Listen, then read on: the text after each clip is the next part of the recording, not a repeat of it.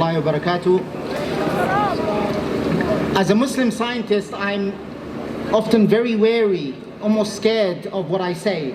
I could lose grant funding, I could even lose my job. What you say has implications. But I am reminded by a saying of Abu Dharr al-Ghafari. He's one of the companions of Rasulullah sallallahu alayhi wa sallam. He says, Amarani Khalili. He said, my best friend Muhammad sallallahu alayhi wa sallam advised me, an aqul al-haqqa walau kana murra, and that I will speak the truth even if it is bitter.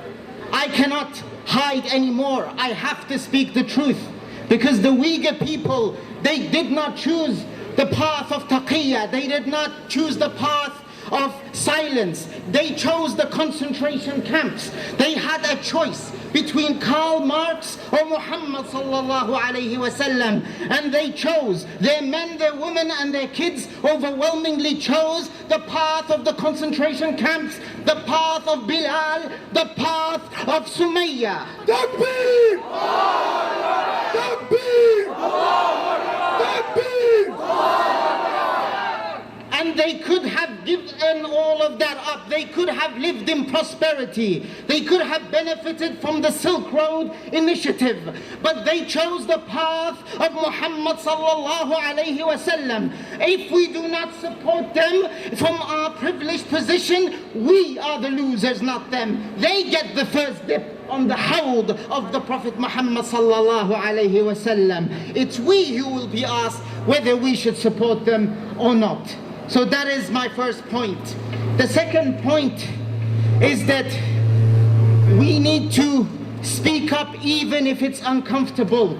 It is unacceptable that we have scholars who are shy around this topic, that we have professionals, academics who do not want to call for a boycott, but we have average laymen who have chosen the uncomfortable path. We cannot choose the comfortable path anymore. This is my main point. I am calling for a complete academic boycott, like the Israeli BDS boycott, actually more severe than the Israeli boycott, because one day on the suffering and plight of the Uyghurs is more than 73 years of Palestinian suffering, even though all of the conflicts are our conflicts and important. But what the Uyghurs are facing is the #1 problem, and China is the #1 cancer, and our fight is with China. And we asked also, beyond the academic boycott, if you are a lawyer, if you have a lobbyist background, lobby for the arming of the Uyghurs. Just like when the Kurds were being persecuted, the Tony Benns of the world and the Hillary Benn, of the world, they went in parliament and they were very passionate about arming the Yazidis and the Kurds. Well, it's time we should arm the Uyghurs. There are Uyghur groups in Afghanistan, there are Uyghur groups in Baluchistan, there are Uyghur groups in Syria,